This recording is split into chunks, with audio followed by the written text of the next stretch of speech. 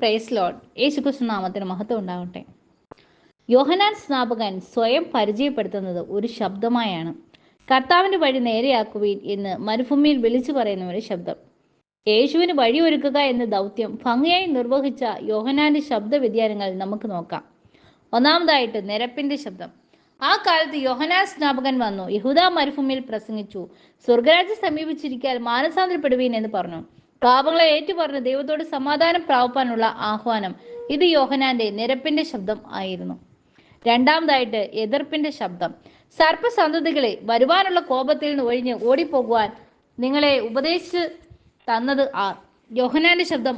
ഞാൻ പറഞ്ഞവൻ ഇവൻ തന്നെ, അവൻ വളരേണം, ഞാനോ കുറയണം. നീ ക്രിസ്തുവോ എന്ന് ചോദിച്ച സമൂഹത്തോട് യോഹന്നാൻ പ്രതികരിക്കുന്നത് അർപ്പണ മനോഭാവത്തോടു കൂടിയാണ്.